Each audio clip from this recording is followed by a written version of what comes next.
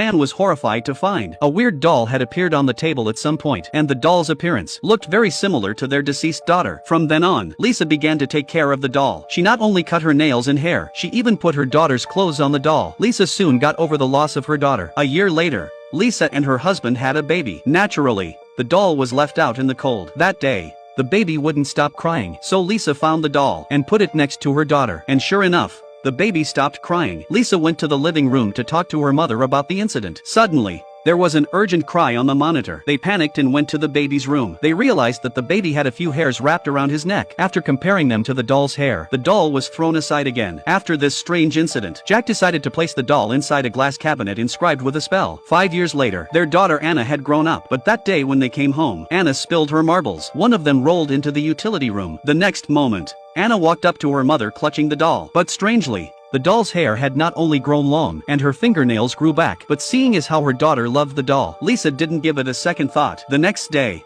Anna invited her classmates to play with her doll, but her classmates tore the doll's arms. The next moment the student came out crying, and there were 2 teeth marks on her arm. At night, Lisa was walking down the corridor when she noticed a dark shadow flashing in her daughter's room. When she opened the door, she saw her daughter sitting on a stool with her face covered. She was angry that all the pictures of her eldest daughter had been colored in black. When she took off her daughter's hood, she realized it was the doll. The next moment, her daughter walked in, puzzled. That night a figure climbed into Lisa's bed. Lisa thought it was her daughter Anna, but when she turned on the light, she realized it was the doll again. From that moment on, Lisa began to feel intimidated by the doll. So that day, after taking her daughter to school, she put the doll in a rubbish bag and threw it out by the side of the road. But when she got home, she heard a knock at the door. She went out into the hallway and found the doll in her house again. She couldn't stand the fear. She threw a rolling pin at the dolls, but when she was done, she turned around and realized the doll was sitting on her daughter's bed, and it was Lisa's daughter lying on the floor. Luckily, it was all in Lisa's nightmare. But the knocking on the door didn't stop. When Lisa opened the door, the mannequin reappeared in a strange way, so she ran after the rubbish truck with the doll again. But not long after, suddenly there was the sound of police sirens downstairs. Lisa immediately went to the sound, only to see the rubbish truck should have been crushed dolls had become the legs of the sanitation worker. The police rushed to pull up the curtain, but then Anna took the doll out again. Lisa froze in her tracks. When she got home, she saw on the CCTV, she saw her daughter talking to the doll. Lisa hadn't realized that